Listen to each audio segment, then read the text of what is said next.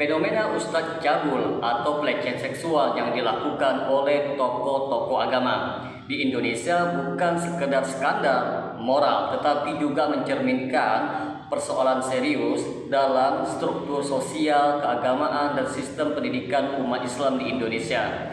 Kejadian ini teman-teman menyisakan luka mendalam di tengah masyarakat karena pelaku bukanlah orang biasa tetapi sosok yang seharusnya menjadi teladan. Maka bagi teman-teman sekalian yang penasaran dengan kelanjutan dari pembahasan video kali ini, tonton terus video ini hingga selesai agar kita menemukan fakta yang sebenarnya.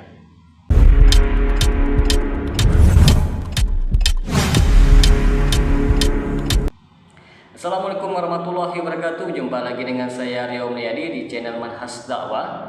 Pada episode kali ini kita akan membahas tentang fenomena Ustadz cabul di Indonesia.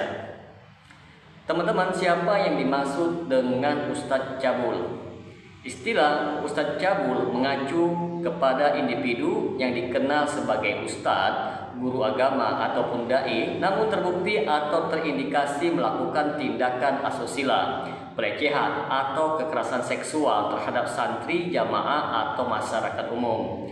Bentuk tindakan cabul yang dilakukan bisa mencakup beberapa hal, seperti pelecehan seksual verbal atau fisik, persetubuhan di luar nikah dengan modus pernikahan syiri ataupun ruqyah, kejahatan seksual terhadap anak di bawah umur, lalu manipulasi agama untuk membungkam korban.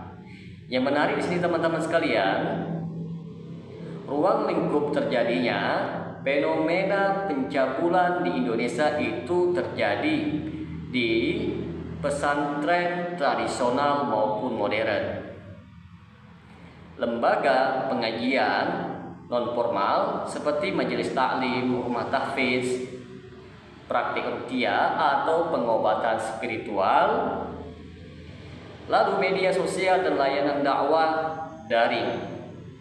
Teman-teman sekalian, di sini akan kita bawakan beberapa deretan kasus ustadz cabul yang terekspos. Beberapa kasus besar yang sempat mengguncang publik, diantaranya seperti yang pertama Heri Wirawan dari Bandung. Kasusnya memperkosa 13 santri di pesantrennya dan menyebabkan beberapa antaranya hamil. Lalu diputuskan divonis mati oleh Mahkamah Agung. Kasus ini menjadi simbol bobroknya sistem perlindungan santri. Yang kedua, Ustadz G di Cibubur. Modus, ia menggunakan dalil ruqyah untuk menyentuh bagian-bagian sensitif perempuan. Lalu, video pengakuan korban sempat viral di media sosial, teman-teman. Yang ketiga, Ustadz tersangka di Jombang. Kasusnya, teman-teman, anak dari pimpinan pondok pesantren besar di Jombang diduga memperkosa santri dengan ancaman kekerasan. Respon dari masyarakat sendiri ya terjadi penolakan dari sebagian besar masyarakat pondok terhadap aparat, memperlihatkan fanatisme buta. Di sini akan kita buka dari akar masalah dan faktor penyebab fenomena ustadz cabul di Indonesia.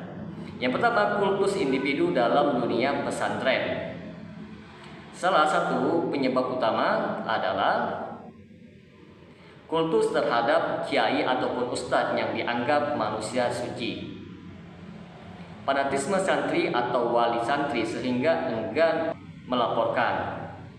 Ketimpangan relasi kuasa antara ustadz dan santri. Yang kedua, sistem pengawasan yang lemah. Tidak ada audit ataupun pengawasan independen terhadap aktivitas lembaga pesantren. Lembaganya perlindungan terhadap korban, bahkan korban sering dipaksa bungkam demi nama baik lembaga. Yang ketiga, pemanfaatan ajaran agama secara menyimpang. Menyalahgunakan tafsir taat kepada guru untuk memaksa korban. Dari pernikahan siri ataupun poligami untuk melindungi kejahatan seksual. Modusnya pernikahan spiritual, pengusiran jin melalui tubuh wanita, dan lain-lain sebagainya. Teman-teman, terjadi dampak sosial dan keagamaan di masyarakat seperti yang pertama, kehilangan kepercayaan terhadap ulama, membuat masyarakat awam sinis terhadap dakwah, merusak citra ustadz-ustadz yang lurus dan ikhlas dalam berdakwah, lalu menurunkan semangat anak-anak untuk menimba ilmu agama. Yang kedua teman-teman, trauma psikologis terhadap korban. Banyak korban yang mengalami depresi bahkan keinginan bunuh diri. Sebagian korban dikucilkan oleh masyarakat atau keluarganya. Yang ketiga, polarisasi sosial dan agama. Munculnya narasi semua ustadz itu sama, yang memicu generalisasi digunakan oleh kelompok liberal dan sekuler untuk menyerang agama. Maka apa solusi dari permasalahan ini? Yang pertama, reformasi sistem pesantren dan lembaga keagamaan. Diperlukan pengawasan eksternal misalnya dari Kementerian Agama, LPAI, Komnas Perempuan. Wajibnya ada SOP perlindungan santri. Setiap pesantren harus memiliki unit pelaporan dan pendampingan korban. Yang kedua, literasi kritis untuk umat. Edukasi kepada masyarakat bahwa ustadz bukan malaikat. Mendorong umat untuk berani bertanya dan mengkritik bila ada indikasi penyimpangan. Sosialisasi batas-batas interaksi yang sesuai syariat antara ustadz dan murid. Yang ketiga, penegakan hukum yang tegas. Hukum pidana harus ditegakkan secara maksimal. Tidak boleh ada kompromi demi nama baik pesantren ataupun tokoh agama besar. Memberikan hukuman sosial berupa pencabutan izin mengajar. Yang keempat, peran media dan dakwah anti penyimpangan. Konten dakwah harus mulai membongkar fenomena penyimpangan ini dengan pendekatan yang syar'i dan sosial. Dai dan asatid harus ikut menyuarakan pentingnya transparansi dan akhlak. Maka dapat kita simpulkan di sini teman-teman sekalian, fenomena ustadz cabul adalah bencana moral dan krisis amanah. Ia tidak hanya menghancurkan kehidupan korban, tetapi juga menghancurkan kepercayaan umat terhadap agama itu sendiri.